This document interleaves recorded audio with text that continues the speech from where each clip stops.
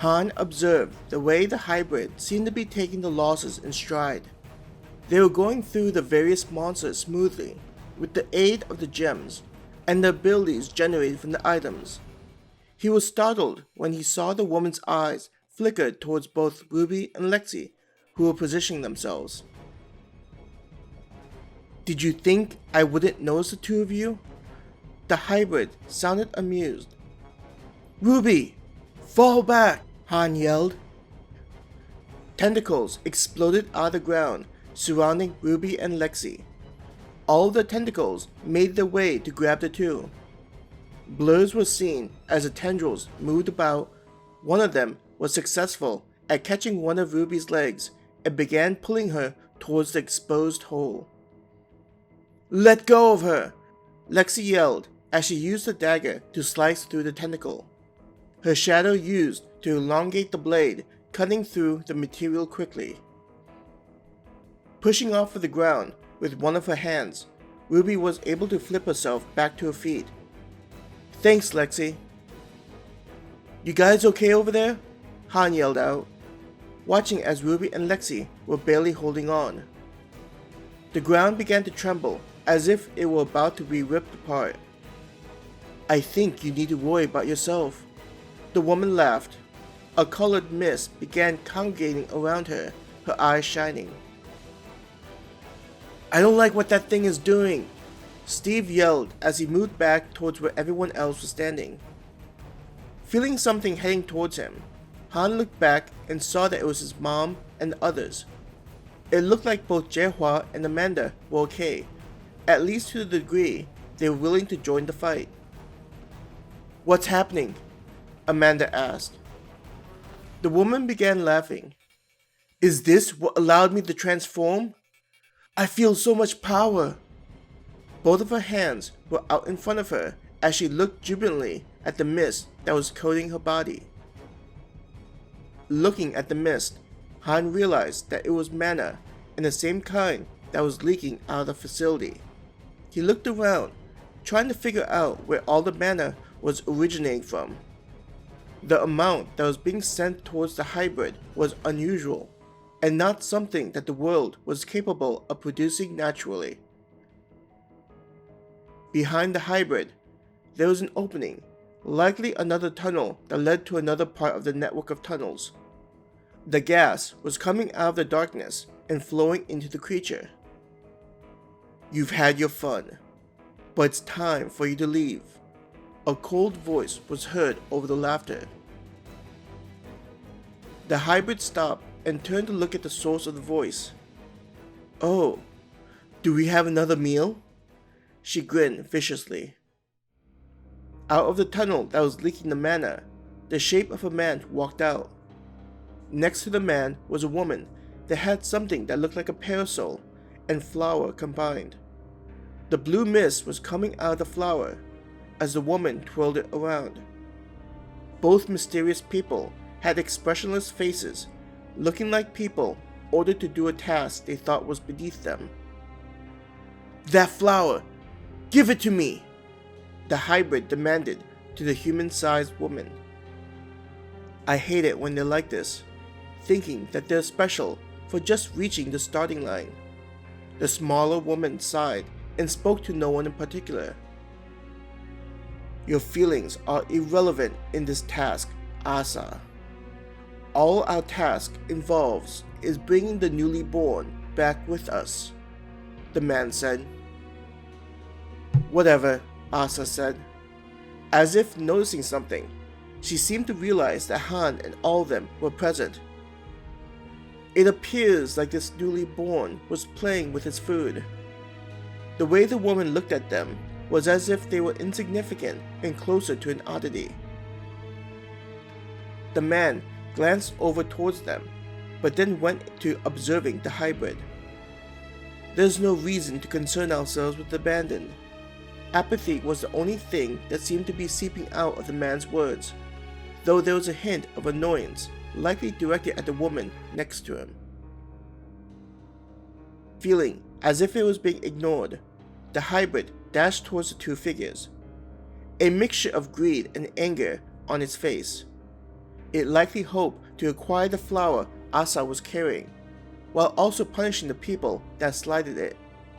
"I'm going to devour you, and then we'll see who is the powerless one." It laughed in glee at the idea of acquiring more of the mist. Though the sight of a giant monster charging in the direction should have been frightening, both the man and woman appeared to not be concerned about the approaching threat. "Do you want to?" Asa asked the man. Without a word, the man walked forward, clasping his hands and cracking their knuckles. Han and the others were silent as they observed the fight that was about to take place. All of them curious about the two people and wondering how they were going to handle the conflict. As if a switch had been flipped, an oppressive weight pressed down on all of them. Everyone was soon on their knees, trying to fight against the overwhelming pressure. What is this?" Steve breathed heavily, his voice sounding strained as if talking was taking all the remaining strength out of him. "Jade, we need to get out of here!" Kimberly yelled. She stopped herself from collapsing onto the ground by supporting herself with her arms. Harmony collapsed on the ground, not able to withstand the pressure and the psychological burden being placed on her. "Grace," she whispered, not able to formulate words with the strain being placed on her. "Harmony!" Grace yelled. Collapsing on the ground, she used her hands and feet to drag herself in an attempt to reach her comrade. Judging by her movements, she was quickly burning through her stamina and would likely tire out shortly. Han was on one knee and using one arm to support himself. Pressure was being applied to him, though it had no effect. Looking at the man, who had released some kind of power, Han noticed a faint look of surprise on the person's face. In front of them, the hybrid was being ground into the dirt, her beautiful face now filled with an expression of anger and fear. "Who are you?" it cried out in despair. Instead of answering the hybrid, the man continued to look at Han's group. "Did you go easy on them?" Asa asked incredulously, a sneer destroying the cute image she had. "I thought there was no need to be concerned about the abandon," she taunted, her eyes looking at the man and then moved to where all of them were trying to prevent themselves from sharing the same fate as the hybrid.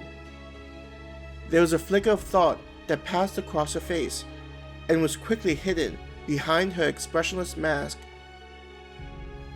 The man noticed a change in the woman, but soon shared a similar expressionless appearance.